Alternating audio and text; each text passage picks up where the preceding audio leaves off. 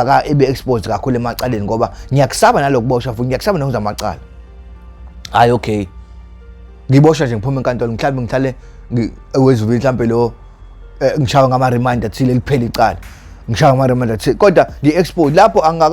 angiyona lenhlobo ethathe umthetho wathi shela ngakabi sisebenze nje ngisamncane ngimfana omncane nje bayithatha advantage abantu abaningi ngokuthi ngiboshwe nabantu abaziwa abayisebenzi abake ba-exposed ukuthi bahondoda bona abaziwayo kwazi ukuthi hayi accuse abalo manana accuse kaSiphe uBhebhetho igunya la 26 ngeke umshana ngangihlala kahle kuqala ngenxa yabantu engangaziwa ngihamba nabo ngaphandle phela. Okay mengihleli kahle lapha ejele ngihlaliswa kahle ibona la mebengekho kushuthi kufanele ngirefere ngabo ngithi mina ngiboshwe nje kade ngibopha noba ngiqamba ama kanti ngifuna ukuhlala kahle ngaphakathi ejele ngiboshwe ngiyaphuma ngiyangena sengiyangena ngiyaphuma ke manje ejele sengiyangena ngaphuma into ekwenza ubucala phela emgaqweni kunabantu sibamba inkunzi la kuyaboshwana up until kuze kufike le state sokuthi sengizogwetshwa ke manje ngigwetshwa kanjani la isekuseni siyahamba la ePine Town siyontshontsha nje sibawu 3 kusho ngingantshontsheki mengantshontsheki bahambe phambili accuse mina ngifice le ntombazane le ibeka isikhwama iphethe ingane encane ibeka isikhwama eceleni nje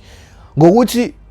siyagula seshaw arrows vele sekusosikhotheni nje singcolile sinjalo asigezile phela sihlala emgaqweni sivuka nje siyophanda sibuye sibheme usuku lonke sethi impilo eyodwa ngithathe mina okay leso sikhwama sithi ngahlwitha cabanga into ezongibophisa ngoba sengenza into ezibhedayo ngabamba abantu enkunzi ngakwaza abantu kodwa lokho bengangidlalisi bengagwetshwa ngakho into eyayingigwebisa ile ngayenza ukuthi ngathi ngiyasitshontsha sasikhoma angimphuca ngesandleni ngasithatha nje ngabaleka naso mengibaleka naso lesikhwama kanti cha isekuseni methe nje beke wathi nje vimba hayi ke sekubhedile wathi vimba ngashawa ngiyakhumbula amazinyo ami nje wangenawo aphuma khona amaningi nje ngishawa abantu umphakathi ngoba sesibanjwe isikhama salosisi ngabanjwa angikwazi nokuhamba la engakwazi ukuhamba kwami la ayi ngihlaliswe ngase police ngase kwendawo kuthiwa kaMenatheni ePine Town nje rank kanti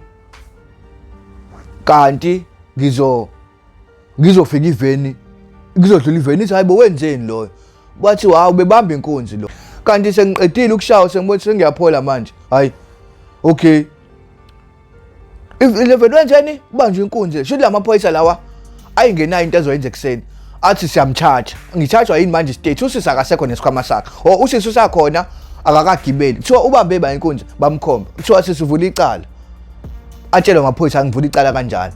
avula icala kanjalo ngithathe mina ngivale police station ngishayiwe mengishayiwe la angithi awu-attend enkantolo awuvele enkantolo usalimele engiqale ngihlaliswe police station ePine Town ngihlale nje isikhathi eside okay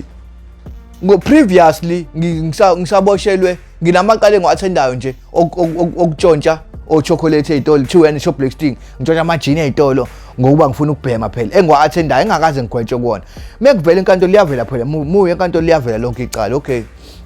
ukugwetshwa kami la ngangine bail ngangingaphandle ngebail yayikhokho uanti encengwa naye ya 500 rand ngikhumbula kahle so kwakufele ukuthi iyadliwa noma mengigwetshwa izoshaya isikhathi sokuthi ngigwetshwe enkantolo leli yaqala ngizolenza njani elokuqala engiphume ngaphandle ngebail ayi avela ahlangana amacala